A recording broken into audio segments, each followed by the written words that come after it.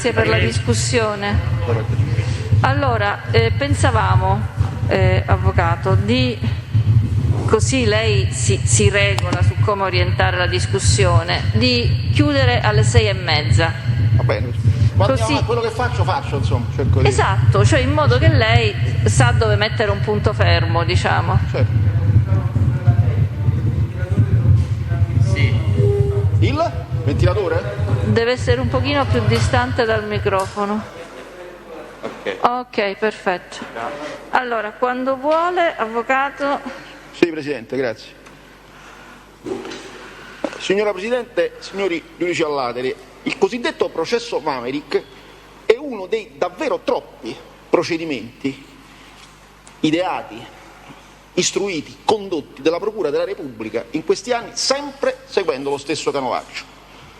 Costituisce una evidenza addirittura accecante, ben inteso per chi abbia la onestà intellettuale e anche la lucidità per coglierla, che da qualche anno a questa parte, usciamo dal generico, dal 2012, dall'avvento a Roma della nuova era di giustizia, la Procura della Repubblica segue sempre, costantemente, le stesse medesime linee operative quando si tratti di istruire, condurre processi aventi ad oggetto o addirittura gruppi sociali, ovvero alcune aree della città.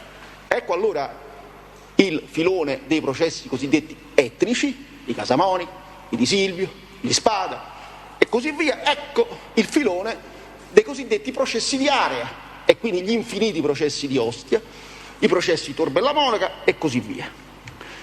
Questi tipi di procedimenti presentano sempre lo stesso lineamento, gli stessi lineamenti.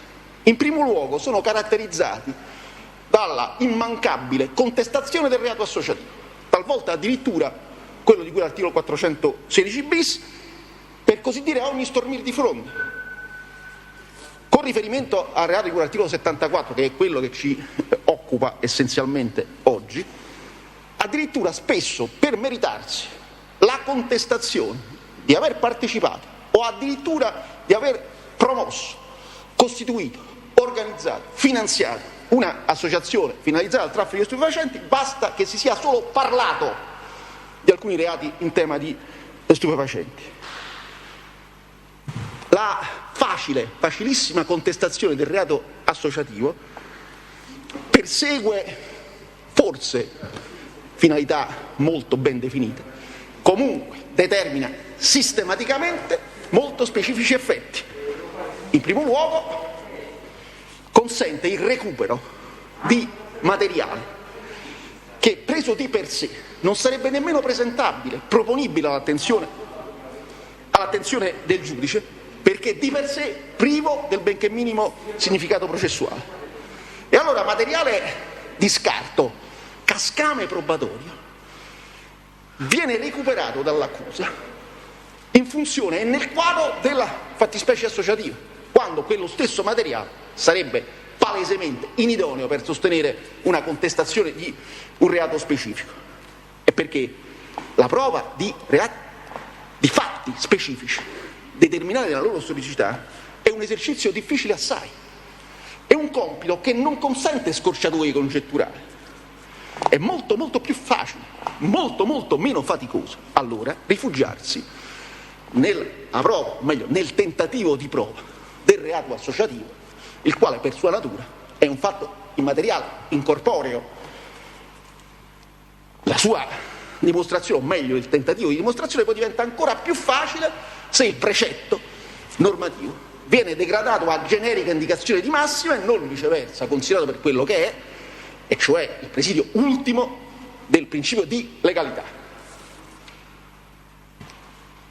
Ma la contestazione del reato associativo porta anche ad altri vantaggi, naturalmente dal punto di vista della Procura della Repubblica e non certamente della equità del processo e della giustizia della decisione sostanziale che lo definisce. Consente l'esercizio, l'attivazione di fluviali attività di captazione. Il capitano Ceccagnoli, nella sua deposizione, con un certo trasparente compiacimento, vi ha riferito che erano stati chiesti e ottenuti, credo, decine di writ cioè erano state eseguite migliaia di ore di intercettazione. E guardate che la utilità di questa mostruosa, in molti sensi, attività di captazione non consiste affatto nei suoi esiti, perché per la stragrande maggioranza dei casi, per la sua stragrande maggioranza della sua parte, sono totalmente inutili, sono privi di qualsiasi significato e nemmeno attinenti ai fatti in contestazione. La utilità di quella fluviale, mostruosa attività di captazione consiste nel volume del materiale acquisito, ed è un'utilità, signori del Tribunale, che vale in un duplice senso. Intanto letteralmente schiaccia il giudice della cautela, voi sicuramente avrete fatto esperienza di giudici della cautela, di come sia estremamente difficile e impossibile operare un'autonoma verifica del materiale quando questo è composto da migliaia e migliaia e migliaia di file. Lo stesso vale per il giudice della cognizione. Anche il giudice della cognizione si trova di fronte a questa insormontabile difficoltà. Ma l'utilità di questa massa enorme di materiale vale ancora di più con riferimento alla difesa. Lo hanno detto anche altri colleghi. Perché, signori del Tribunale, se l'accusato, l'imputato, ha grandi capacità economiche e quindi è in grado di mettere a disposizione del difensore decine, certe volte decine di migliaia, qualche volta centinaia di migliaia di euro, in maniera tale che si possa dare l'incarico di ascoltare e nucleare da questa enorme massa quelli esiti eventualmente idonei a contrastare la tesi accusatoria, bene. Ma se, come evidentemente nella stragrande maggioranza dei casi, l'imputato non ha questa possibilità, la partita è chiusa, ed è chiusa in partenza. Insomma, è inutile girarci intorno. La massa delle intercettazioni telefoniche enorme che caratterizza questi processi fa sì che padrone del processo non sia nemmeno il pubblico ministero, il che dal mio punto di vista già sarebbe grave e comunque in generale sarebbe anomalo, ma addirittura padrone del processo diventa la polizia giudiziaria, perché la polizia giudiziaria si trova nelle oggettive condizioni di elaborare, naturalmente nella propria, anche legittima prospettiva, il materiale da portare all'attenzione del giudice senza nessuna possibilità di controllo né da parte addirittura dell'autorità requirente, del giudice e della difesa, cioè senza contraddittori. Vedremo nel trattare le intercettazioni ambientali eseguite presso l'abitazione di Francesco come quella attività costituisca la rappresentazione emblematica di quello che a buon titolo può essere ritenuto il peccato originale di questo come di processi dello stesso tipo. Un altro lineamento comune, questo filone di processi, è quello, per così dire, se mi si passa la metafora, della passione per la storia criminale, che è accompagnata dall'aspirazione vagamente hegeliana di ricondurre ad unità tutte le vicende criminali, ma non solo quelle attuali, pure quelle risalenti. E quindi noi abbiamo sentito anche in questa occasione, sempre peraltro gli stessi ufficiali di polizia giudiziaria, raccontarci dei fatti dell'89, del 90 e del 95, con la pretesa di ricavare da quei fatti prova delle contestazioni in questa sede. Insomma, credo di valutarlo obiettivamente, ma dalla deposizione fluviale del capitano Ceccagnoli è emersa la figura non proprio dell'investigatore, per così dire, con molta polvere sulle scarpe, cioè l'investigatore che cerca sul campo, nel fuoco dell'indagine, il riscontro alle sue legittime ipotesi investigative. No, Ceccagnoli è emerso come uno studioso di storia che a tavolino ricostruisce le vicende criminali di Roma dal 90 in poi, quando probabilmente il capitano aveva ancora i pantaloni corti, e peraltro fa questa operazione, elabora queste aeree teorie sulla base di un materiale, Presidente, attentamente selezionato. Perché il capitano lo ha detto, lui ha preso in considerazione soltanto le sentenze di condanna, e quando per un accidente ha dovuto considerare le sentenze di assoluzione, è andato a trovare la pagina, credo, 272 della sentenza Triassi, sentenza assolutoria, che secondo lui confermavano le sue convinzioni. Ora, se si assume questa distorta, perché è distorta, prospettiva, da questa derivano delle micidiali conseguenze. Per esempio, il sistematico rifiuto, meglio, la rimozione fisica degli esiti giudiziari che siano in contrasto con le convinzioni che si sono maturate. Di Francesco Fabio e Pignatario Alessandro devono in larghissima misura il loro coinvolgimento, e di questo noi daremo dimostrazione documentale, devono il loro coinvolgimento in questa vicenda, che al più le aveva visti come passivi osservatori dall'esterno di attività di altri, al marchio che abbiamo dovuto constatare indelebile di uomini dei Triassi, epigoni del clan Triassi. Nulla è valso, non ha scalfito nemmeno le convinzioni del Ceccagnoli il fatto che per ben due volte, con sentenze pronunciate a distanza di anni da diverse autorità giudiziarie, si sia esclusa l'esistenza di un gruppo Triassi. Eppure noi continuiamo a sentire in processi di questo genere sempre gli stessi investigatori che ci vengono a dire che c'è il gruppo Triassi, che ci sono i siciliani a Ostia, perché quella è una ossessione coltivata da certi reparti, ed è gravissimo che la si continui a riproporre senza tener conto di quale è stato l'esito giudiziario di quegli accertamenti. Da qui anche la classificazione, della quale molto sono voluti, a ragione, i colleghi che difendono Sibbio e Bossa Maranelli, ma insomma è veramente sconvolgente, lunare, che a distanza di anni di sentenze dove è stato detto che Sibbio non apparteneva al Bosco, ma comunque non esisteva nemmeno il gruppo della Maranella, ci si venga qui nell'anno del Signore 2021 a ripeterci queste storie.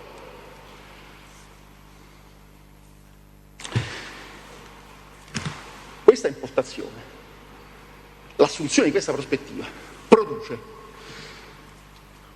sempre, e certamente lo ha prodotto in questo caso, un carattere ed un metodo. Il carattere è lo ingegnoso, fantasioso, ma anche inquietante schematismo delle tesi che vengono proposte al giudice. È perché occorre riconoscerlo, signori del Tribunale. Occorre molta fantasia, molto ingegno per elaborare e poi proporre l'articolato, colorato schema che il capitano è venuto ad illustrarvi, perché ero 4-5 o 6 udienze, ho perso il conto. Una struttura mirabolante che si estende in alto per 3 o 4, 5, 6, 18 livelli verticali e 3 livelli orizzontali, vengono definite ripartizioni territoriali. È un bello schema, perfettamente simmetrico, un colorato schema, le freccette blu, rosse, i quadratini, però simmetriche, belle, sono tutte le costruzioni astratte. I fatti, come voi sapete bene, sono un'altra cosa. E allora qui veniamo al metodo. Perché vedete, signori del Tribunale, se c'è una cosa che sconvolge, che disturba profondamente gli elaboratori di aeree teorie e i costruttori di schemi simmetrici, colorati, come quello proposto dal capitano, perché il capitano rientra in tutte e due queste categorie evidentemente, dicevo, se c'è una cosa che disturba costoro è la possibilità che le loro rassicuranti, magnifiche, simmetriche costruzioni si scontrino con la realtà, perché la realtà non fa sconti. Se si accetta di confrontarsi con i fatti, può accadere che quelle simmetriche, colorate, rassicuranti costruzioni si rivelino per quello che sono, cioè degli intellettualistici, diversi man intellettuali elaborati a tavolino, ma che non hanno nessuna relazione con i fatti e soprattutto non hanno nessuna utilità. Questa è l'interpretazione più generosa, perché c'è un'altra, Presidente. Perché quelle costruzioni quel costruire a tavolino certi schemi, quel rifiutarsi di confrontarsi con i fatti, fossero anche sentenze irrevocabili, e beh, c'è una grande utilità, perché quegli schemi producono determinati processi che fanno curriculum. E come se lo fanno? Consentono avanzamenti di carriera, consentono un po' a tutti di aspirare certe volte a ottenere ruoli e funzioni che spetterebbero per meriti ad altri. L'elaborazione di quegli schemi e i processi che producono possono, e la cronaca ci insegna, hanno rappresentato la scorciatoia per taluno. Allora si comprende perché si sposi un certo metodo, si comprende il rifiuto preconcetto, pregiudiziale di confrontarsi con i fatti, perché se ci si confronta con i fatti c'è il rischio di constatare che quello che si è elaborato è un'illusione ottica, è una sorta di fenomeno della fata morgana che non ha nessuna sostanza. E allora si viene qui davanti a voi a dire, come ha fatto il capitano, che Pignataro e Di Francesco sono emersi dopo una approfondita indagine, dopo mesi e mesi di indagine che aveva preso le mosse da Esposito. E poi noi vi dimostreremo che invece il reparto del capitano Ceccagnoli aveva denunciato la Procura della Repubblica Pignataro e Di Francesco nell'ambito di questo procedimento per i reati di cui all'articolo 74. Sapete quando? 13 febbraio 2016. 13 febbraio 2016. Poi si viene a dire innanzi a voi che un certo conto corrente intestato alla zia di Di Francesco era rimasto inerte. Sono venuti 2 ufficiali del PG a sostenere questo, dopo averlo scritto. E noi abbiamo prodotto la documentazione che attesta che su quel conto, che con l'obbligo di dire la verità si è venuto a dire a voi che era rimasto inerte, erano stati versati quasi 500.000 euro provento della vendita di un appartamento della signora Di Francesco Maria Grazia, che da quel conto corrente erano partiti bonifici in base ai quali il Di Francesco Fabio aveva acquistato uno, o meglio la zia aveva acquistato uno degli appartamenti che oggi si vuole confiscare. Si viene a dire che l'acconto pagato dalla signora Silvia Bocchini fosse ingiustificato, quando noi vi abbiamo dimostrato che su quel conto fossero confluiti, il conto del Stato tratti gli assegni, erano confluiti liberalità provenienti da parenti stretti, padre, madre, fratello, largamente sufficienti a giustificare quella somma. Insomma, si sono venuti a dire a voi dei fatti che oggettivamente non corrispondevano a voi, avendo l'obbligo di riferirvi la verità. E però è inevitabile che quando ci si muove nell'ambito delle aeree teorie, quando ci si rifiuta di confrontarsi con i fatti, si viene in tribunale, chiunque lo faccia, a riferire congetture, proprie idee, spacciandole per fatti.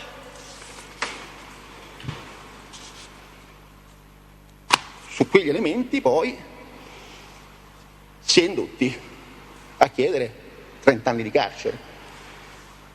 E qui viene in discussione, meglio, si evidenzia un'altra sinistra caratteristica di un determinato tipo di processo, cioè la sconcertante assenza, mancanza di senso della misura.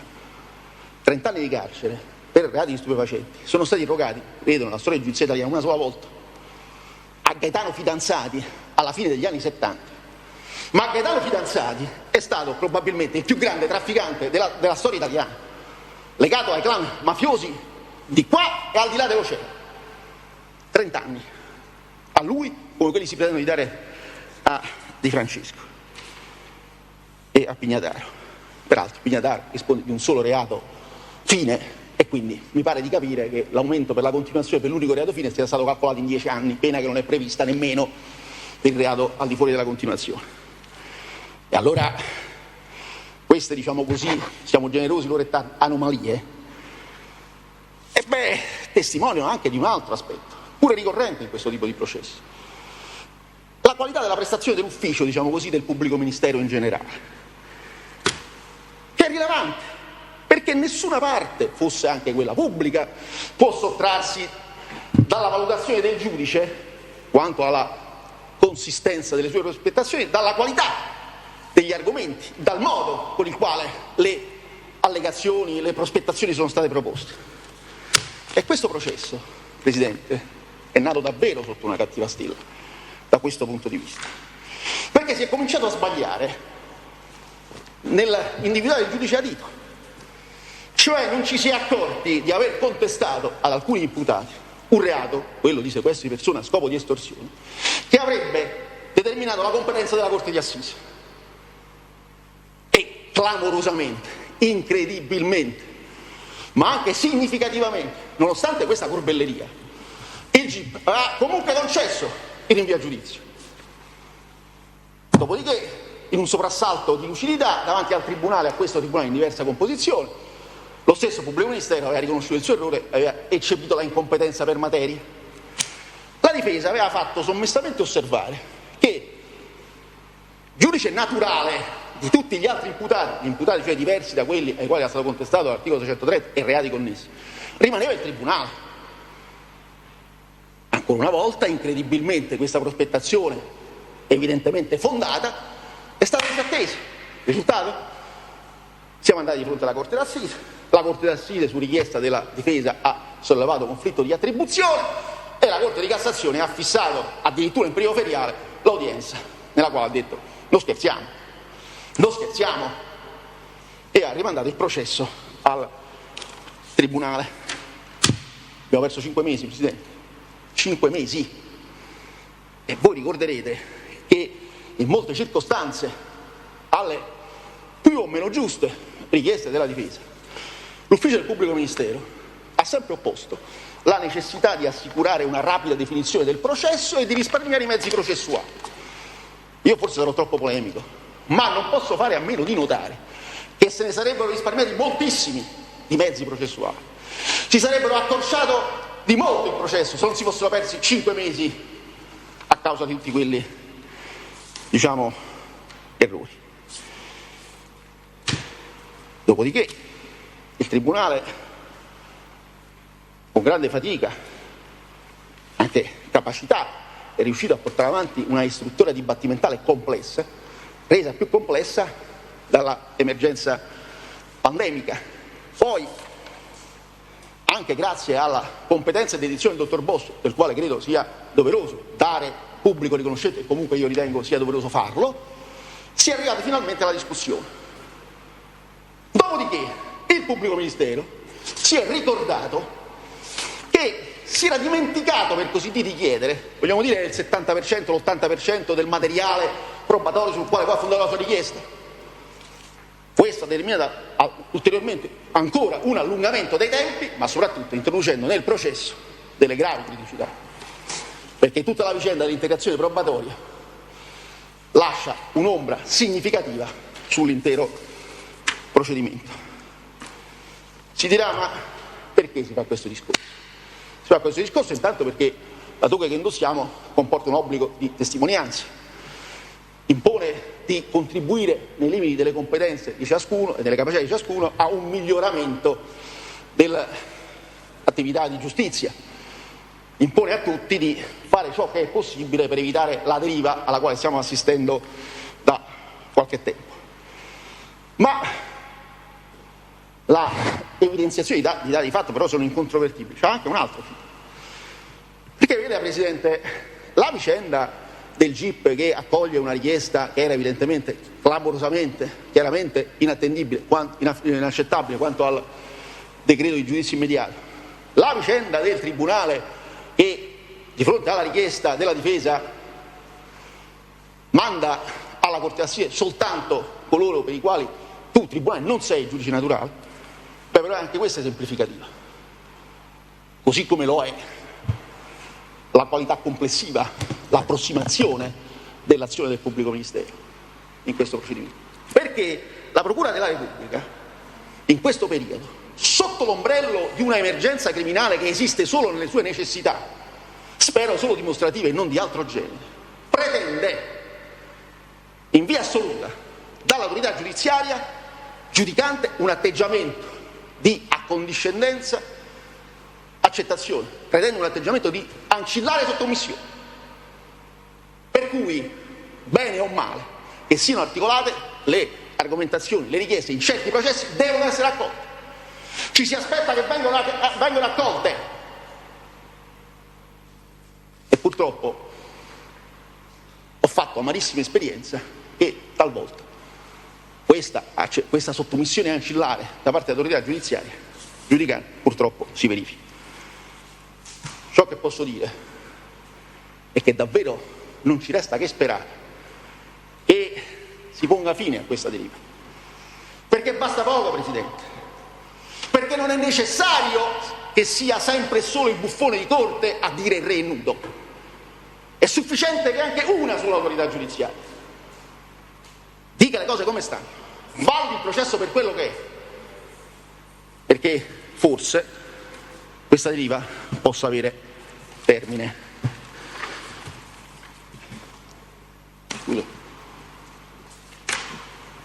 Prima di procedere all'analisi del materiale probatorio, che è onere di tutte le parti pubbliche e parti private, occorre perimetrare, perché non tutto il materiale che è stato acquisito fisicamente agli atti è poi utilizzabile ai fini della decisione. Il pubblico ministero all'udienza del 5, lontanissima udienza, 5 novembre 19, aveva prodotto una serie di annotazioni relative a servizi di osservazione svolte dalla polizia giudiziaria. Il Tribunale, su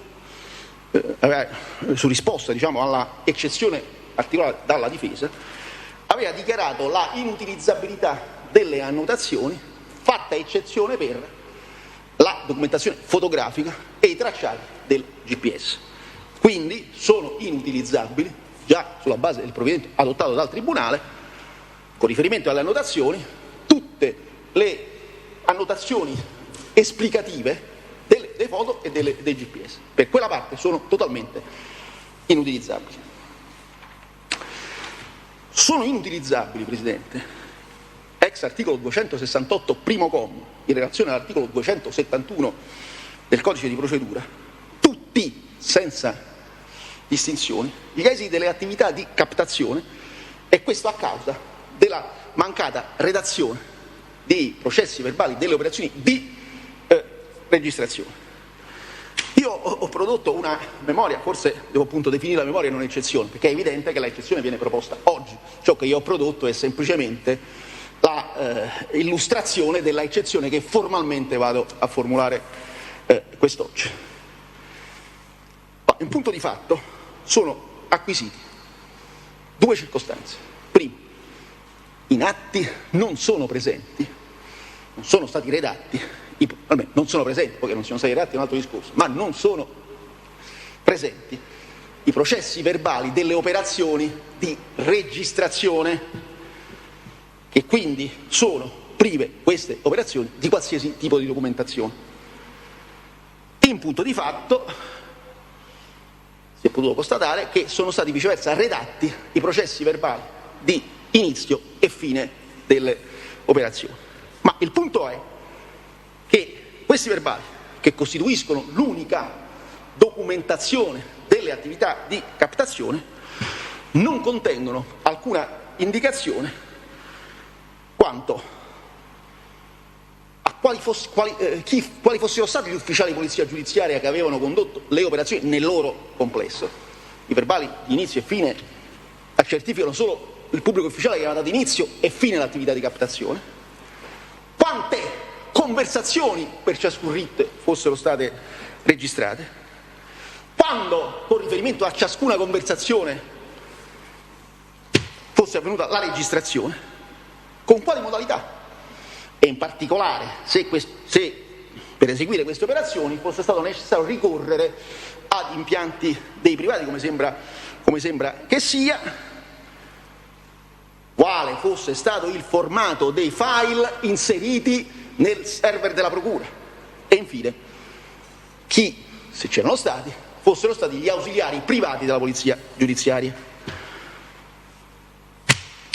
L'eccezione che io vi propongo, signori del Tribunale, eccezione che francamente ritengo chiarissima, se non lo è vi prego di interrompermi e di chiedere delucidazioni, a queste eccezioni, dicevo, si oppongono invece assai confusi e comunque non pertinenti argomenti.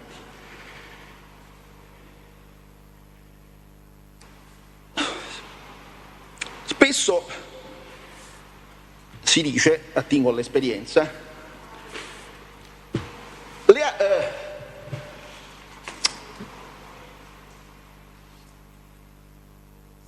è vero, non sono in atti i processi verbali di registrazione, ma lo sono quelli di inizio e fine, che sono equipollenti.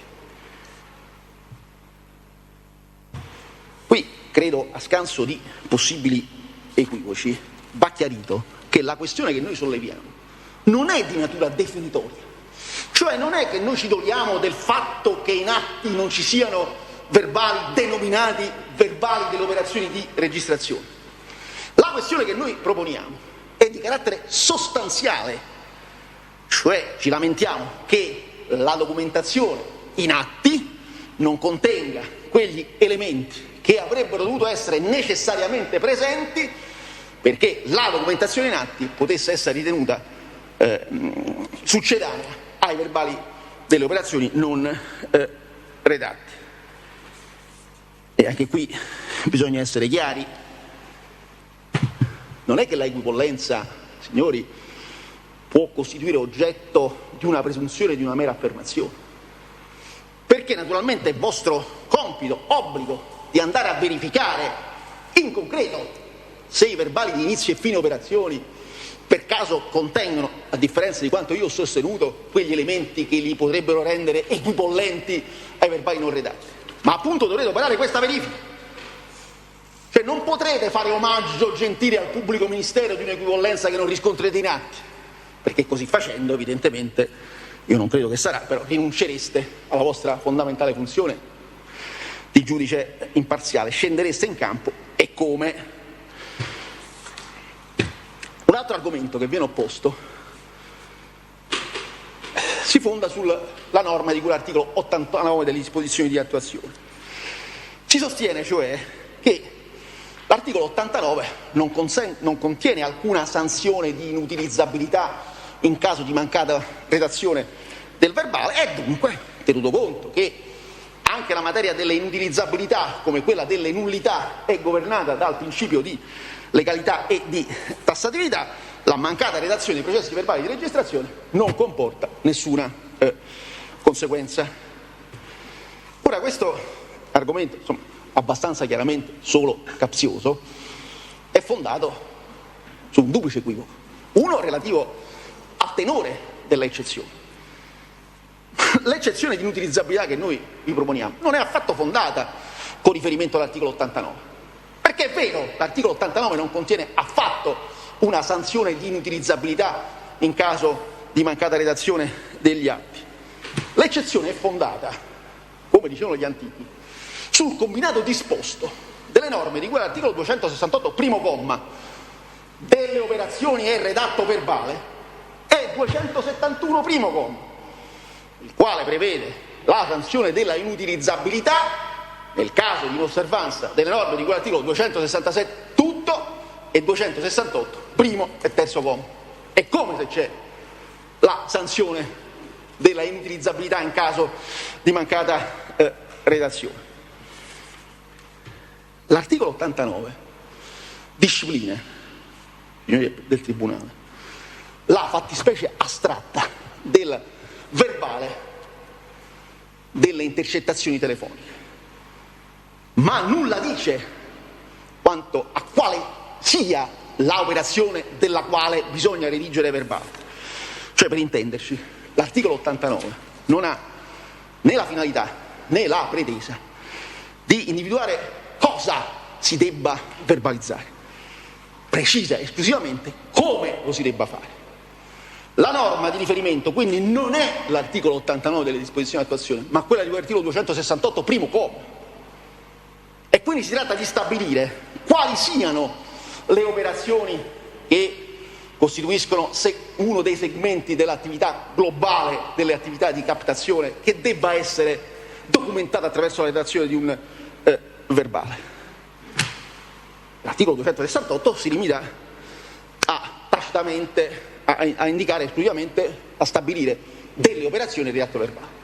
Quindi, per interpretare quella norma, necessariamente si deve fare riferimento alla giurisprudenza di legittimità che per fortuna è così consolidata da costituire vero e proprio diritto vivente.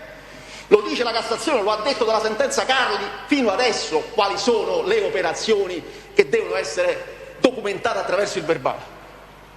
Sono le operazioni di registrazione. Questo dice la Cassazione.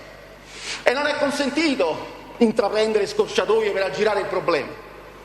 E anche qui la mancata redazione di verbali è espressione della deriva che caratterizza certi processi, perché sotto l'ombrello di esigenze sostanziali si calpesta la legge, si fanno venire meno garanzie fondamentali e questo non deve essere consentito.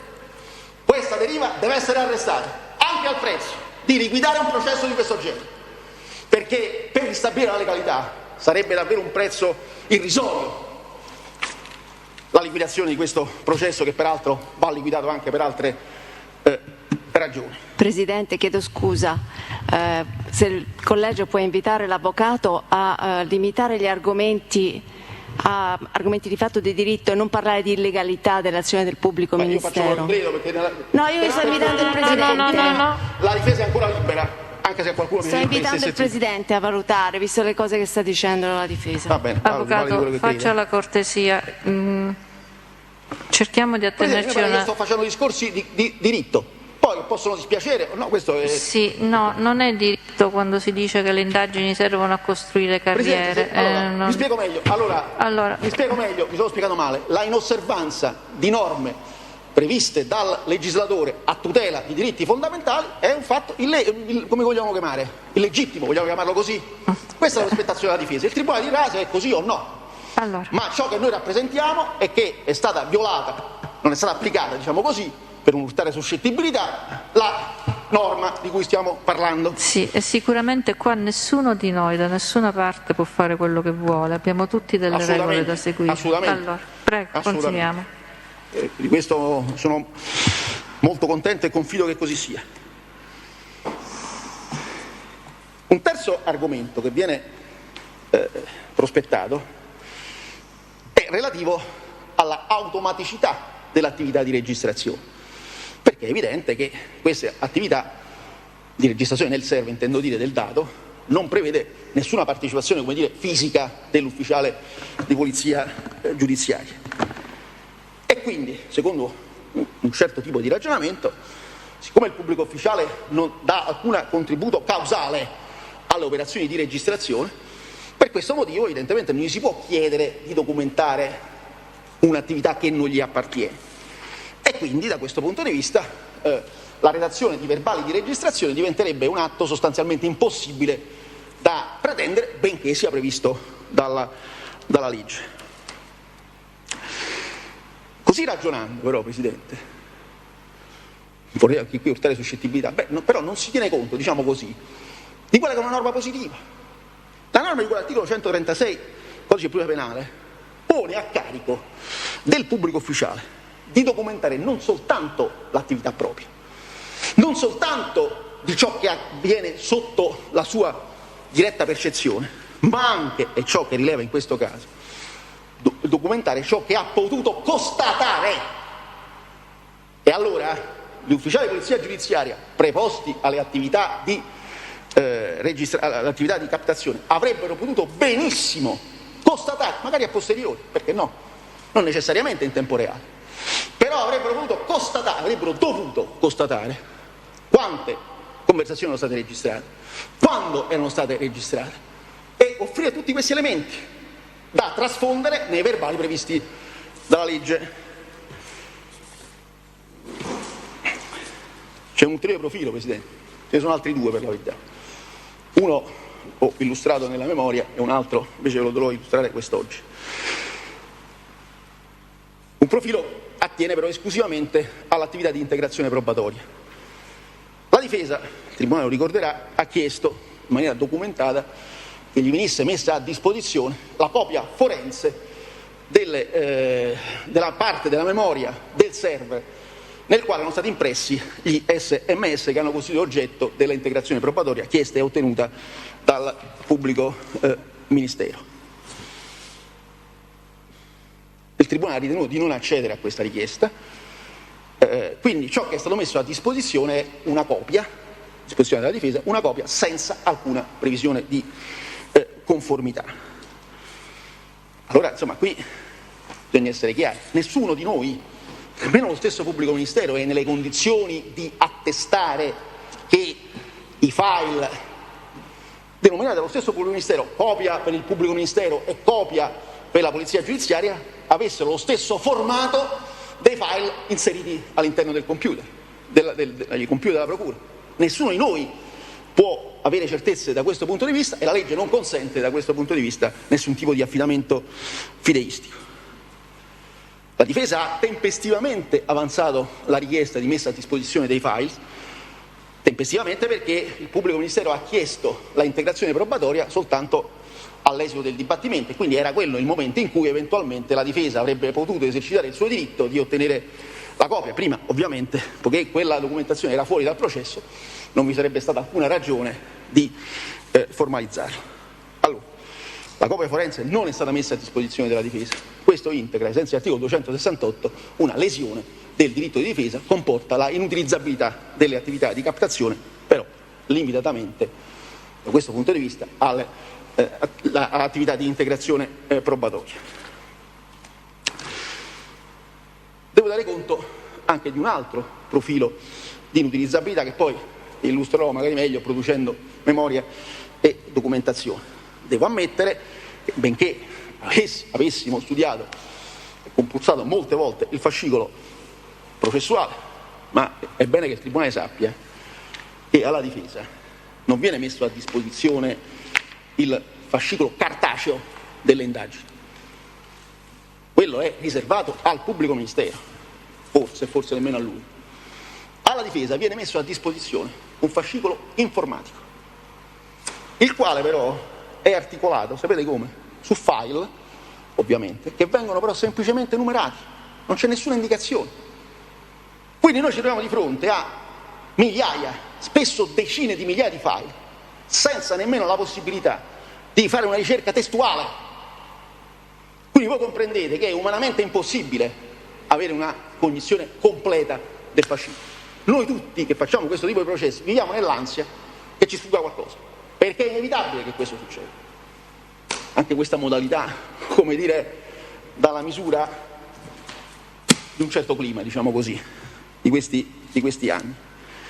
Sta di fatto però che solo grazie al grande impegno e anche capacità dell'avvocato Mercurelli, il giovane avvocato Mercurelli, solo recentemente siamo riusciti a evidenziare un fatto che francamente ci ha sorpreso, perché vedete, Presidente, la memoria, noi abbiamo, credo con grande sorpresa, constatato quello che dicevo prima, che in data 13/2/2016 il pubblico ministero, dottoressa Ilaria Calò, all'epoca solo sostituto procuratore della Repubblica, sulla base di informative redatte dal nucleo investigativo dei Carabinieri di Ostia, cioè esattamente dello stesso reparto comandato dal capitano Ceccagnoli, aveva disposto la integrazione delle iscrizioni nel registro iniziato a carico di Fabio Di Francesco e Alessandro Pignataro. Quindi formalmente Pignataro e Di Francesco erano indagati nell'ambito non di un altro procedimento, perché il procedimento era il 42.114/16, cioè questo procedimento, notizia reale ovviamente, per i reati di associazione e articolo 73. Io poi produrrò questa memoria, ma comunque è in atti. Ovviamente questo dato, come dire, getta una certa luce, diciamo così, sulla testimonianza del capitano Ceccagnoli, ma di questo poi parleremo, ma quella è questione di merito. Il punto è un altro punto sul quale vi voglio intrattenere, mi permetto di intrattenere. Noi non abbiamo trovato proroghe di sorta, o meglio, richieste le abbiamo trovate, una ve la produciamo, ma naturalmente non siamo in grado di escludere, per le ragioni che vi ho detto, che ci siano state altre richieste di proroga, così come non possiamo escludere che siano state accolte. Il punto è però che con riferimento alle intercettazioni ambientali noi sappiamo, anche in mancanza dei verbali di registrazione, che il Di Francesco era stato intercettato a partire dal 12/4/2018, 12 aprile 2018, e poi le intercettazioni sono andate avanti per i progressivi che sono stati identificati, per quello che interessa a voi, fino all'8/6/2018. Con riferimento quindi alla data di iscrizione, ed è quella che conta, la prima iscrizione, nella memoria ho indicato, diciamo, la giurisprudenza, che anche qui è diritto vivente, il termine entro il quale, considerate qualsiasi possibile proroga, potrebbe esserci stata, ripeto, io non sono in grado di escluderlo, non l'ho trovata, ma questo non vuol dire, il termine entro il quale avrebbero dovuto essere concluse le attività di indagine e quindi acquisiti tutti gli elementi da valutare, era il 13/2/18. 13/2/18. Quindi le ambientali sono fuori da questo dato. Si potrebbe obiettare, vabbè, ma tu lo vieni a dire adesso?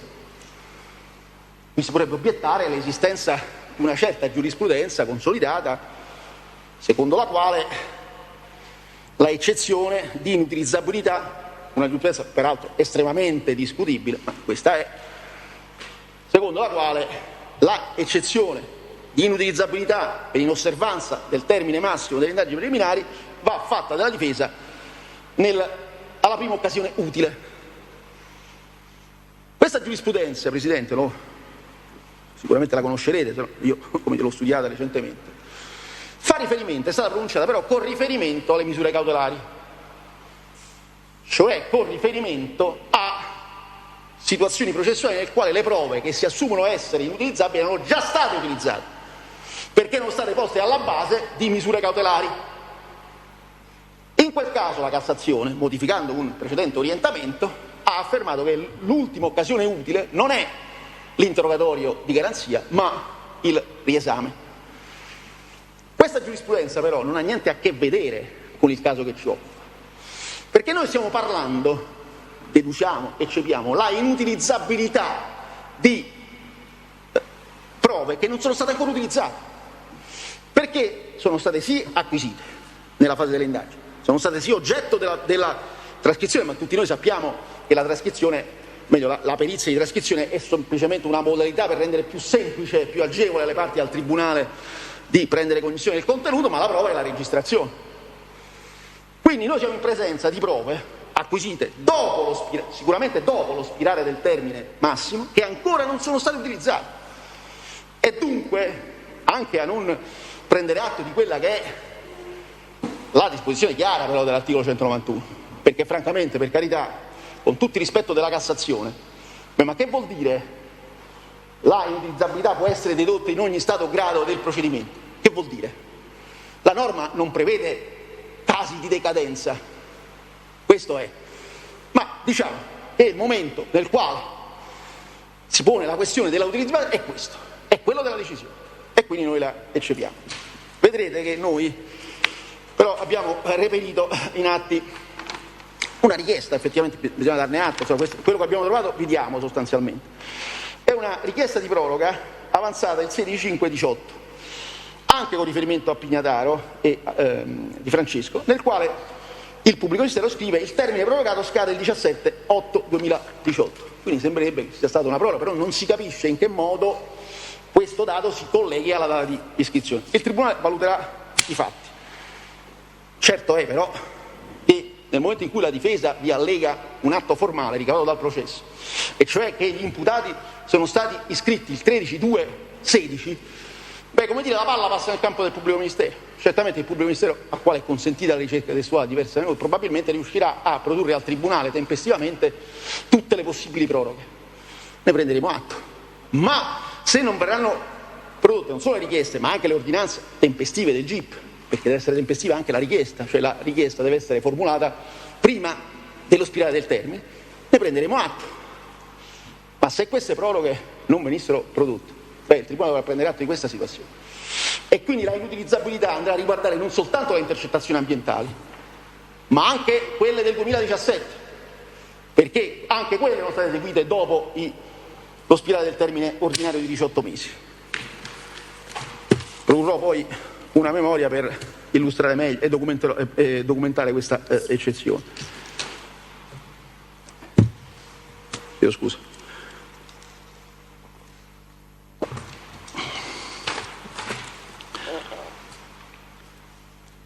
Gli esiti delle captazioni, che noi assumiamo essere in tutto o quantomeno in parte inutilizzabili, costituiscono la base essenziale della dimostrazione probatoria eseguita o tentata dal pubblico ministero.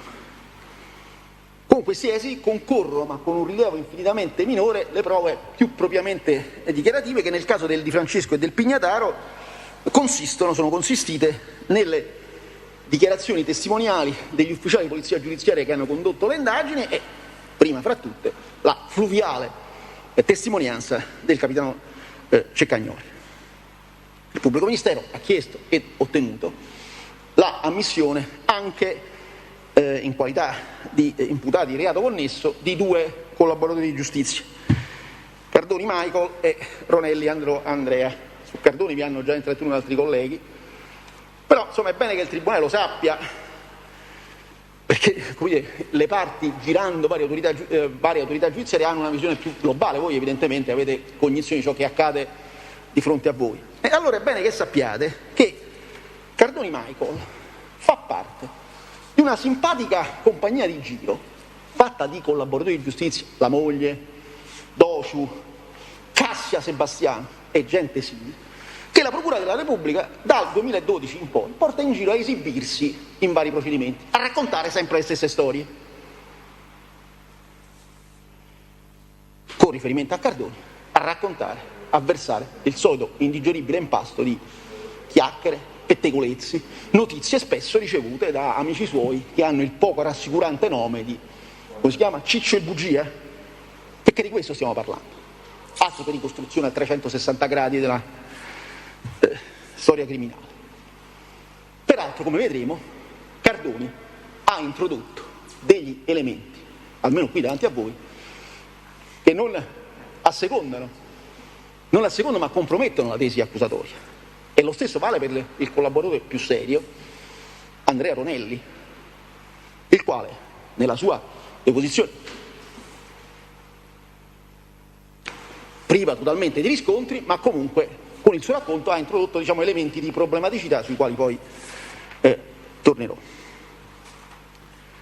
Ma prima di passare a fare un'operazione necessaria, cioè di verificare se le certezze oneste, non è questo il dubbio, cioè il capitano Ceccagnoli è assolutamente onesto in questa occasione come in altre nelle sue affermazioni, è convinto davvero delle cose che dice, ma il punto evidentemente non è e non può essere questo.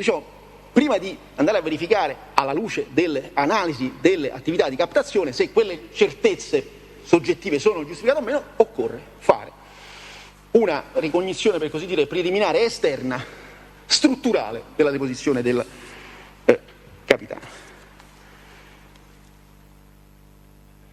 C'è un punto, una grave criticità, Presidente. C'era prima e c'è a maggior ragione oggi, dopo che tardivamente, lo ammettiamo, abbiamo scoperto quel dato di cui ho appena parlato, ed è relativo alla genesi della indagine cosiddetta Maverick, più esattamente alla individuazione del momento in cui Fabio Di Francesco e Alessandro Pignataro erano diventati target, addirittura privilegiati, di questa indagine.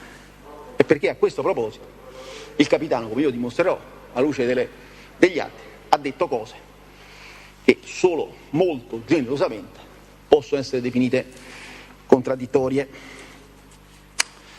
All'udienza del 23 giugno, l'ottimo capitano, sto parlando del foglio 83, dice: questa organizzazione ha una sua storia, nel senso che non nasce nel 2016, la passione per la storia, no? Noi iniziamo a investigare nel 2016, affonda radici ragionevolmente negli anni 90. abbiamo aggredito quindi un gruppo criminale ben organizzato, storicamente radicato sul territorio e che aveva come business il traffico di stupefacenti. E poi c'è lo schema, ecco, noi abbiamo prodotto lo schema, le frecce colorate, rosso, verde, i quadratini, eccetera. Da dove nasce questo interesse? Dice il capitano, io ho studiato le sentenze, io ho studiato la sentenza Zama, quella di condanna, non quella di assoluzione, ben inteso, e ho visto che in questo caso si usavano la stessa modalità di comunicazione tramite SMS che veniva usata nel processo Zama. Vogliamo dire che è un elemento un pochettino vago, un pochettino generico, ma questo ci dice.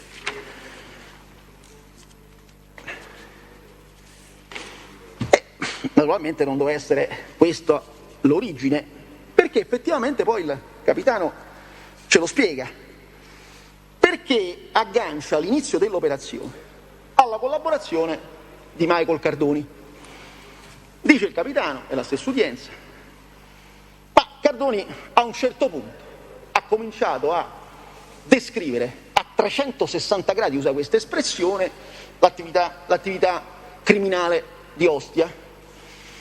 Un inciso, Cardoni viene sempre rappresentato come un personaggio di spicco, il capitano addirittura ne parla come il rampollo di Galleoni, ossia di quel soggetto che era stato ucciso nel novembre del 2011 insieme al suo sodale Francesco Antonini. Non è così. Cardoni è figlio intanto di Cardoni Massimo, fratello di quel Galleoni, Bafficchio, ma soprattutto Cardoni Massimo era stato riconosciuto dal padre. Galleoni Michael è stato conosciuto da Cardoni Massimo, sapete quando, Presidente? Quando era maggiorenne, quando si era già sposato, perché fino a quel momento era stato trattato pressappoco come una pezza da piedi. Non parliamo poi dello zio, con lo zio lo stesso Cardoni in altre situazioni ha detto che non aveva avuto nessun tipo di rapporto, quindi non è vero che era il rampollo del terribile Bafficchio. Sta di fatto però che Galleoni racconta una storia, dice il capitano, ci ha raccontato in particolar modo di Esposito che lavorava con i siciliani. Per la verità, quando Cardoni è venuto davanti a voi, ha detto una cosa diversa. Ha detto che Esposito si vantava di lavorare con i siciliani, non che lavorava con i siciliani. Quindi Cardoni ha versato nemmeno un pettegolezzo, ma una vanteria dell'Esposito, che il capitano ha scambiato per verità conclamata. Sta di fatto che il capitano ci ha anche riferito dell'articolazione di queste indagini e a foglio sempre 83 ci dice che devo aggiungere che l'indagine Maverick è stata fatta in due tranche principali. La prima parte dell'indagine va dal mese di ottobre 2016 fino a ottobre 2017, è un'indagine che dura un anno e si conclude con il deposito dell'informativa finale del numero. A ottobre del 2017 questa attività di indagine si chiude. Queste sono parole del capitano. Perché si chiude? Perché, Presidente, il gruppo che stiamo scandagliando aveva cessato attività criminale, ma i sequestri, i fatti violenti erano talmente costanti che c'era necessità di tirare una riga e cercare di adottare nel più breve possibile misure custodiali. Nello scacchiere ci sono più azioni violente e vediamo anche programmazioni di omicidi, sequestri di armi e quant'altro. Questo è quello che ha riferito il il capitano. Quando io l'ho esaminato in controesame ha sostenuto di non aver mai detto una cosa del genere. E ha detto ci sono le trascrizioni, appunto ci sono le trascrizioni, sono queste. Se non che noi tutti sappiamo che poi a ottobre 2017 le misure cautelari non vengono richieste. Perché?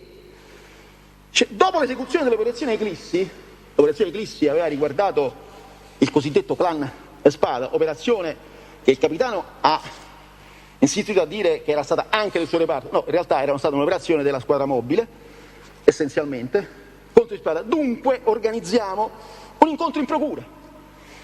C'era la dottoressa Calò, il dottor Pessivino, all'epoca decidiamo di riattivare le indagini. Quindi, rebus sic stantibus, diciamo di riniziare l'attività di indagine Maverick, sempre foglio 15. E naturalmente, insomma, abbiamo riflettuto, no? mi si dice eravamo pronti, avevamo chiuso le indagini, eravamo forti, avevamo elementi, addirittura c'era il pericolo concreto di fatti omicidiari, ma perché poi ci si ferma dopo questa riunione in procura? Ci deve essere un motivo, una giustificazione, una ragione. E abbiamo provato a chiederlo in sede di controesame 30/11 e dice capitano, non dimentichiamoci, c'era anche stata una delle azioni violente, parlo della pianificazione, anche al di là delle azioni violente contro il gruppo dei moldavi da parte di Batteria Durante, parliamo di persone che erano armate, quindi a mio modestissimo parere prima queste persone avrebbero subito un provvedimento, meglio sarebbe stato che appunto, e perché non è stato eseguito nel 2017? E poi a foglio 30, sì, allora, come non detto, la prima udienza, il secondo, le nostre ricostruzioni investigative, il sistema... non me lo leggo, però francamente, quando ho letto questa risposta, mi è ritornata in mente la figura immortale del conte Mascetti, le cui tirate poi hanno avuto l'onore addirittura di essere incluse nel vocabolario Zingaretti. La risposta non significa nulla, questa è il capitano, non spiega nulla. E io ho insistito, ovviamente. Se per noi il gruppo criminale Maverick era strettamente interconnesso con altre organizzazioni criminali del territorio, motivo di più per stroncarlo, era un gruppo che era ancora operativo, fortemente operativo nel narcotraffico, per cui il nostro interesse è sapere quali potevano essere, quali sarebbero stati gli spostamenti operativi in ambito criminale, come dire, cioè, noi avevamo le prove, sapevamo che questa gente trafficava, sapevamo che questa gente era pericolosa, al punto da pianificare azioni omicidiarie, però abbiamo lasciato correre, perché volevamo vedere dove andavano a parare, volevamo vedere se tante volte ci portavano anche da qualche altra parte. Io, Presidente, ho cercato di insistere, di sapere che cosa si era detto in questa famosa riunione in procura. Perché? Perché rimane tutt'oggi inspiegabile questa scelta di riattivare indagini che erano già concluse e rispetto alle quali era addirittura urgente una misura cautelare. Ho fatto la domanda, il Presidente non me l'ha ammessa, sostenendo che ci fosse un segreto investigativo. Presidente, lo dico davvero senza nessun intento polemico, che tra l'altro non avrebbe nessun senso e nessuna utilità, però io rileggendo le trascrizioni, può capitare a tutti di farsi trascinare, a me capita piuttosto spesso, ma francamente, con tutta l'obiettività, io non sono riuscito a capire quale avrebbe potuto essere il profilo di segreto istruttorio rispetto a indagini che erano state concluse 3 anni fa. Continuo a non capire, certamente per mia colpa e mio limite, in che modo e perché si debba compromettere il principio della discovery, che è il principio basilare del procedimento accusatorio, che non consente aree di segreto a favore di nessuno, in funzione di questa ipotetica esigenza. Sta di fatto però che non ci è stato spiegato, il capitano non lo ha spiegato, perché c'è stata questa cesura temporale, e il pubblico ministero nemmeno nella sua requisitoria, certamente avrebbe potuto farlo.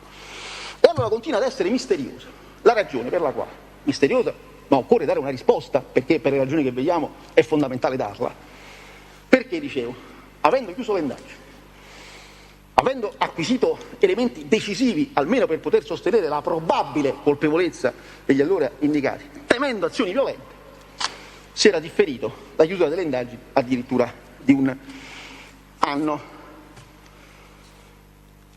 In realtà una spiegazione si può dare come? Il capitano, una spiegazione razionale e convincente, il capitano, quando è venuto a dire che loro, i carabinieri, avevano tirato le somme, che loro ritenevano di avere elementi, ha versato quella che era stata la valutazione della polizia giudiziaria. Evidentemente, se la procura poi non ha dato seguito, non ha ritenuto di chiedere le misure, è perché ha fatto doverosamente una valutazione da autorità giudiziaria inquirente. La procura evidentemente ha disposto la produzione delle indagini perché non condivideva le valutazioni della polizia giudiziaria.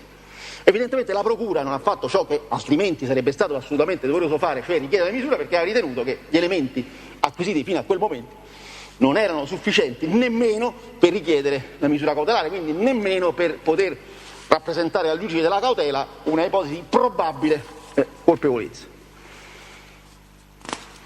Se così è, necessariamente deve essere così, perché evidentemente è impensabile che la procura differisca la richiesta di misure cautelari rispetto a una situazione dove ha elementi certi di un reato, rispetto al quale deve obbligatoriamente esercitare l'azione penale. Addirittura gli viene rappresentato il rischio di azioni violente omicidiaria, non chiede la misura per che cosa? Per avere maggiore enfasi sui giornali in un'eventuale nuova operazione? Impensabile, e va rifiutata questa ipotesi. Allora, se così è, se cioè era stata differita la richiesta di misure cautelari perché la procura ha valutato che gli elementi portati dai carabinieri non fossero sufficienti, questo fa sì che l'elemento differenziale, quello cioè che ha fatto la differenza anche nella valutazione del pubblico ministero fra l'obbligo di richiedere l'archiviazione della notizia di reato e la possibilità di richiedere 30 anni di carcere, quindi rappresentando al giudice una certezza al di là di ogni dubbio, l'elemento differenziale fra archiviazione e 30 anni di carcere è dato da quegli elementi che sono stati raccolti successivamente, cioè nella seconda fase dell'azione Maverick, e cioè le intercettazioni ambientali. Allora non è casuale che il capitano nella sua deposizione abbia parlato di un colpo di fortuna quanto alla scelta del Di Francesco appunto nel febbraio del 2018 di cambiare casa, scelta che aveva consentito alla polizia giudiziaria di imbottire la nuova casa del indagato di microspie. E naturalmente questo fa sì che poi si dovranno attentamente, ma molto attentamente, esaminare i contenuti delle conversazioni ambientali, ma di questo parleremo a tempo debito. Però torniamo al punto. Da quando Di Francesco e Pignataro erano diventati target delle indagini? Quando è che sono entrati nell'operazione Maverick? Il capitano più o meno l'ha spiegato. Dice, Cardoni è il primo che ci dice, parlando del gruppo Maverick, che ci dice, e lo cito solamente nei termini in cui poi abbiamo riscontro, attenzione che a Ostia è operativo un gruppo criminale che si occupa di traffico di stupefacenti facendo capito a Esposito Marco, che vede pure come protagonisti Cirillo, lui all'epoca lo definì Cirelli, ed un certo Fusinato Pini. Questi signori appartengono, non so dirvi come, ma sono legati al gruppo criminale dei siciliani. E dove dico siciliani, intendo il clan Triassi. Questo il capitano ci ha riferito, gli aveva detto Cardoni. Cardoni qui ha detto per la verità una cosa diversa, ha parlato genericamente di siciliani. Continua il capitano, quindi Cardoni parla a 360 gradi, l'espressione che prima ricordavo. Tuttavia ci dà un'informazione importante. Quello è il momento in cui comincia a prendere piede l'idea di aprire un progetto investigativo su questi signori. Ma chi sono questi signori? Questo perché i gruppi principali di Ostia, insomma, questo lo sanno anche i non addetti al lavoro, perché poi c'è questo fenomeno di osmosi fra una certa informazione, come dire, con molto stabili rapporti con determinati uffici investigativi e non, e poi i contenuti delle indagini. Diciamo, questo lo sanno anche i non addetti ai lavori, non fosse altro per fonti aperte. In quegli anni, nel 2015, anzi prima del 2000, a Ostia c'erano gli Spada, i Fasciani e i Triassi. Ma chi lo dice? Ma chi lo dice? Queste sono chiacchiere da giornale. I Fasciani sono stati disarticolati, parecchi erano detenuti dell'indagine Alba. Sugli Spada avevano già un'indagine in corso, in realtà ce l'aveva la procura, c'era la questura, ci rimaneva il terzo gruppo. Insomma, uno è disarticolato, l'altro l'hanno preso gli altri, e noi ci rimane solo Triassi. Per cui decidiamo di intraprendere questo discorso. Attenzione, che quando noi nel giugno 2016 comincia a prendere piede l'idea di fare queste indagini, ancora non sapevamo nulla dello scisma, poi parleremo dello scisma, di quello che c'era stato insomma, perché poi vedremo che, secondo il capitano, dalle intercettazioni ambientali emergerebbe poi una rottura fra Di Francesco e Pignataro rispetto al gruppo primigenio, cioè quello dei Triassi. Ricordo, attenzione, perché poi questa è l'origine dell'indagine, questo è poi il fatto genetico di 3 anni di durissima custodia cautelare di una richiesta di 30 anni. Ricordo che quei miei collaboratori, e questa è anche la nostra convinzione, uno in particolare mi disse: capità, certi amori non finiscono, se questi stanno voi Triassi, ancora stanno voi Triassi. Ricapitoliamo. Esposito è collegato ai siciliani, Per la verità Esposito non ha detto, almeno davanti a voi, esattamente le stesse cose, ma poco male. Cardoni parla in un tempo identificato, perché Cardoni, lo ha riconosciuto anche il capitano, comincia a collaborare con i carabinieri nell'ambito delle indagini suburbe dal gennaio 2016 e poi prosegue fino al, credo, ottobre del 2016. I siciliani a Ostia sono solo i Triassi, perché lo dice il collaboratore. Peccato però che ci sono state 2 sentenze, Presidente, 2 sentenze irrevocabili che hanno affermato con forza di giudicato che il gruppo di Triassi non esiste. Si era provato nel 98-99, ci si è riprovato nel 2013. L'esito è stato sempre lo stesso. Addirittura la sentenza che aveva definito il processo Nuova Alba relativa al gruppo Triassi, oltre al gruppo Fasciani, non è vero quello che dice il capitano che non era stata impugnata, era stata impugnata e come? Solo che anche la Corte d'Appello aveva confermato l'assoluzione e la Procura Generale, che pure aveva proposto ricorso per Cassazione con successo con riferimento alla sentenza, al capo della sentenza relativa a Fasciani, non l'aveva proposto rispetto ai Triassi.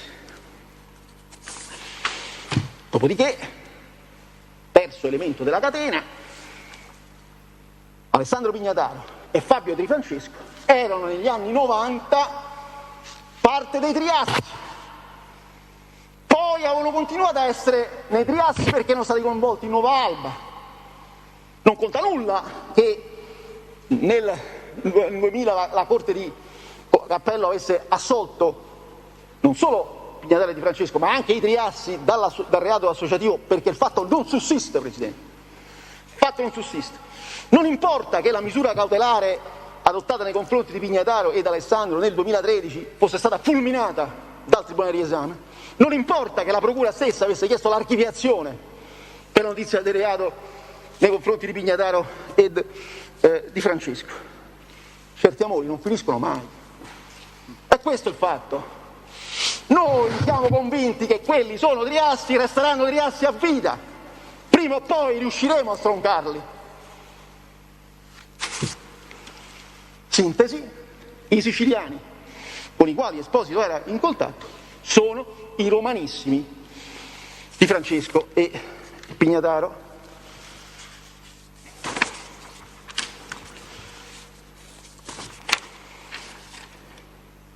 Naturalmente la questione era centrale, perché anche allora c'era qualcosa, come dire, che non suonava, e quindi all'udienza del 30/11 avevo insistito e ho chiesto al capitano: scusi, ma ci spiega bene, ma quando sono emersi? Dice il capitano, udienza 30/11, foglio 18, e cerco di darle una spiegazione, avvocato. Durante tutta la prima fase di indagine Marico non è mai uscito un rapporto di subordinazione tra Di Francesco e Pignataro, e siamo più volte interrogati su questo tra Di Francesco, Pignataro e Triassi. E già, ma per quale motivo un investigatore che è in corso un'indagine su Esposito si deve interrogare su Di Francesco e Pignataro, visto che lui stesso dice che non è emesso nessun elemento? Poi dice che all'epoca era ancora in vita Vito, poi Incenso è morto qualche anno fa, e questi miei capi mi dissero: capitano, secondo noi un rapporto ci deve essere, anche se non abbiamo nessuna evidenza. Questi sono Triassi e lo saranno sempre. Noi questo video ce lo siamo dati poi in seconda parte delle indagini. E poi ripeta questa impostazione. E dunque, questo è il dato. Ed è un dato riscontrato. Perché effettivamente il reparto diretto dal capitano li denuncia, li segnala alla procura, Pignataro e Di Francesco. Tant'è vero che questi vengono iscritti, come dicevo, il 13 febbraio 2016. Cioè vengono iscritti 4 mesi prima rispetto al giugno, cioè rispetto all'epoca in cui il capitano, ve l'ho letto, non sono invenzioni della difesa, aveva sostenuto che ci fosse l'idea di un progetto investigativo, fosse maturata l'intenzione di aggredire il gruppo dei Triassi. 4 mesi prima. Dunque è un fatto, Presidente, che nel caso che ci occupa, all'origine del coinvolgimento di questi due imputati c'era stata un'idea nei confronti di questi imputati. Prima si è formulata l'ipotesi, un rapporto ci deve essere, in realtà non è un'ipotesi, è una certezza. Poi ci si è messi alla ricerca di elementi di conferma di questa tesi. Questo è il dato di fatto con il quale il Tribunale si deve confrontare, perché davvero fare torto alla vostra intelligenza, alla vostra competenza, se sottolineassi come una impostazione così preconcetta comprometta alla base, alla radice l'intera indagine. Sarebbe già abbastanza, perché è davvero molto. Il problema è che poi però si è andati oltre, è perché evidentemente, vuoi o non vuoi, tutti, anche l'ottimo capitano che ha una grande esperienza di processi, deve tenere ben presente che venire a dire al Tribunale noi questi l'abbiamo cominciato a indagare perché il maresciallo ci ha detto sono dei Triassi, devono essere ancora dei Triassi, sarebbe stato piuttosto, diciamo così, complicato. Non stava bene, diciamo così. E allora si è rappresentata un'altra situazione al Tribunale, che ovviamente, se la difesa, sia pure tardivamente, lo ammette, non avesse trovato questo foglio, questa descrizione, non avrebbe saputo nulla. Si è prospettata al Tribunale un'altra storia.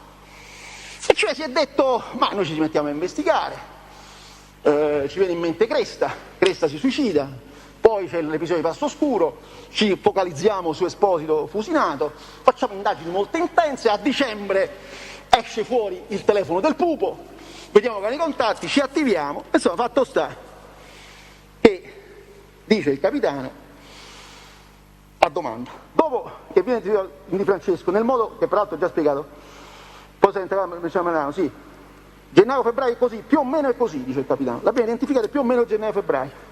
Ecco, dico io, proprio in occasione di questo, quel foglio 51, udienza 30-11, di questo, diciamo, accertamento di polizia giudiziaria, cioè l'osservazione svolta dal maresciallo Marano, che se non sbaglio è del 7 febbraio 17, non sbagliavo, è del 7 febbraio 17, infatti lei all'udienza dice, il foglio 38 dice, noi siamo andati lì perché avevamo appreso il Presidente usa questa, sì, insomma, fatto sta, il capitano conferma che Di Francesco e poi successivamente Pignatella erano emersi a partire dal 7 febbraio.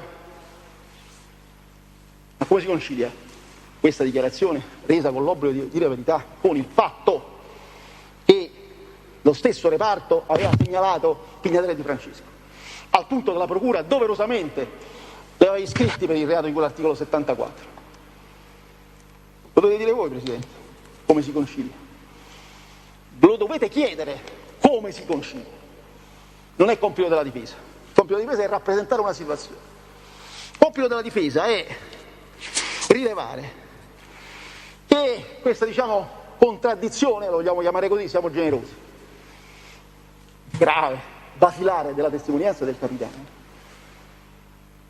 testimonia di un fatto, e cioè che al Tribunale si è voluta prospettare, o meno c'è l'alta possibilità che al Tribunale si sia voluto somministrare, stavo per dire propinare, ma sarebbe stato forse eccessivo, comunque somministrare non la realtà fattuale, così come emersa dalle indagini, ma una verità, diciamo, di parte, diciamo una sorta di vulgata coerente alle tesi accusatorie. E, come dire, la rappresentazione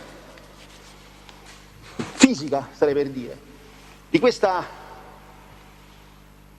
furiosa unilateralità dell'impostazione dell'indagine è testimoniata dalla interpretazione che il capitano ha dato della vicenda risalente a luglio del 2013, dello scontro che aveva visto coinvolto anche Di Francesco e Esposito da una parte e dall'altra parte alcuni esponenti dell'etnia, diciamo così, Spada, all'esito del quale sia Di Francesco che l'Esposito erano rimasti sul terreno.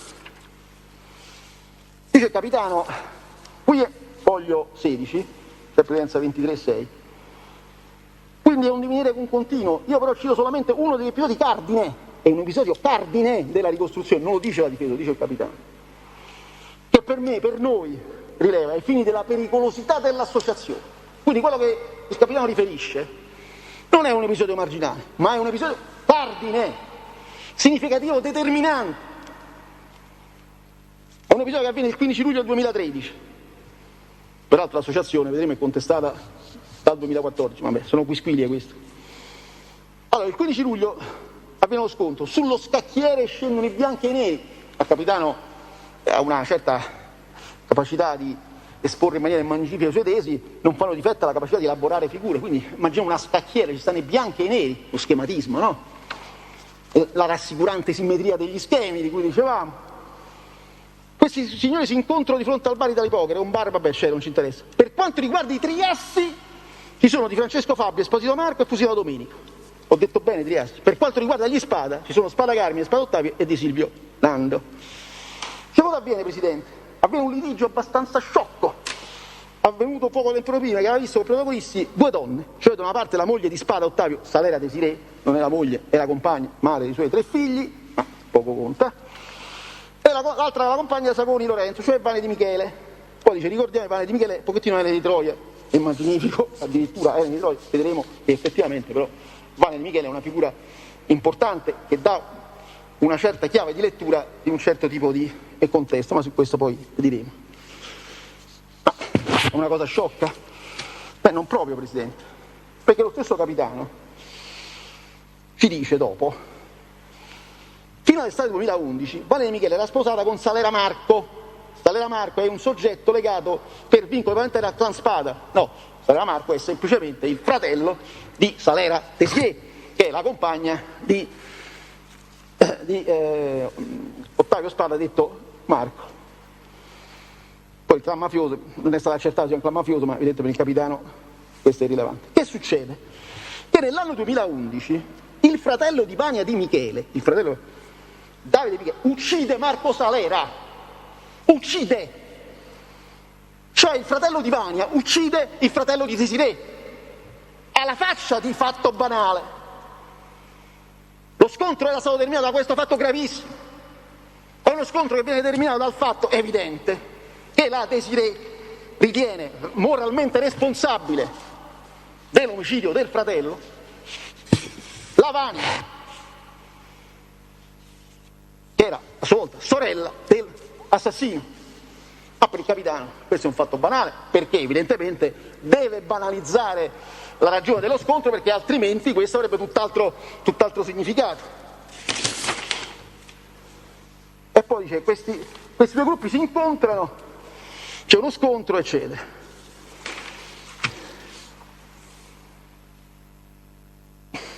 Mia domanda, io scusi, ma ci faccia capire, questo procedimento, assolutamente è stato avviato un procedimento, ci sono state delle misure cautelari, nel giugno dello scorso anno c'è stata una sentenza, un procedimento molto strutturato. E nell'ambito di questo procedimento non era emerso niente di quello che dice il capitano, e c'è di una contrapposizione dei gruppi, era sempre emerso esclusivamente che la ragione è stato il confronto durissimo, giustificato da quel rancore odio fra le due donne di cui ho detto, e poi l'intervento dei reciproci compagni, perché lì Ottavio Spada non era intervenuto in quanto parte del clan Spada, era intervenuto in quanto compagno di Desiré. Di Francesco era intervenuto non come capo dei Triassi, ma semplicemente come padre putativo di Lorenzo Sagoni, che era a sua volta il compagno di Vane di Michele. Questa era la realtà dei fatti. Poi il capitano dice, la mia domanda, come mai lui desse un'altra interpretazione? Dice, guardi, la ringrazio perché mi ha dato un assist importante. Allora, quando dico gravemente sottovalutato, perché il capitano dice questo, guardate che questa vicenda è stata gravemente sottovalutata da chi l'ha trattata in precedenza, investigatori, pubblico ministero, tribunale, tutti. In quale circostanza di il mio pensiero, io l'altrove in quel momento storico avrei messo sotto controllo tutto l'entourage di quelle persone che si sono scontrate, al fine di comprendere perché si erano scontrate. Il punto è, Presidente, che non c'era nessun bisogno di intercettare tutto l'universo mondo per capire perché si erano scontrate, perché era evidente. Le due donne si odiavano, per le ragioni che ho detto, avevano duramente litigato, ciascuna di loro aveva chiamato in aiuto i compagni e gli amici, e c'era stato lo scontro. Tutti avevano interpretato le cose in questo modo, tutti per anni, ma arriva il capitano e dice non è vero niente, ho capito io Gli altri non hanno capito nulla. Lo scontro è fra i Triassi e Di Spada. Allora è vero quello che dicevo. I fatti non contano nulla. Non contano i fatti, non contano le sentenze, contano le convinzioni del capitano. E di questa constatazione dobbiamo tenere presente. Io direi fin qui, sennò poi ci allunghiamo troppo, sono le 6:20. Non riesco a finire, almeno così ho finito questa parte. Lei così ha chiuso il prologo nella sostanza, l'incipit. Va bene, allora sospendiamo. Dottor Bosso, lei può fare copia e incolla rispetto a, diciamo, gli adempimenti di chiusura del... Perfetto. Proprio in virtù dell'udienza prossima, quindi mentre le altre volte sentiamo come già fatto. Quindi ha già fatto tutto. La data di udienza me la confermate? La data di udienza 19 luglio. Lunedì 19 luglio, Aulo Corsio. 9:30. Dottor Bosso, l'abbiamo deciso all'1? Non è che noi gliel'abbiamo nascosto, l'abbiamo deciso. Abbiamo visto che non ce la si faceva pure.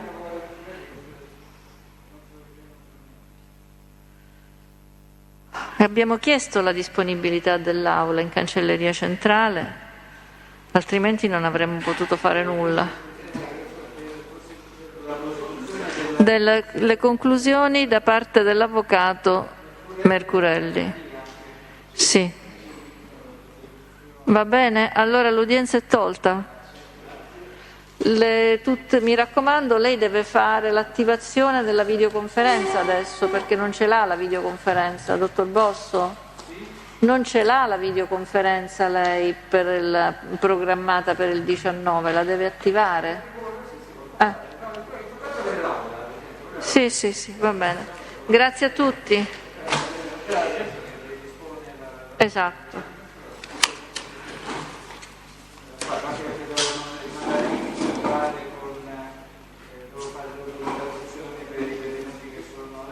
Va bene. Perfetto, ok. Allora sono sciolti i ranghi, si dice così? Sì, questo lo do a lui adesso. Io sono in ufficio domani mattina alle 9. Tu sei in udienza e tu sei in ufficio, va bene.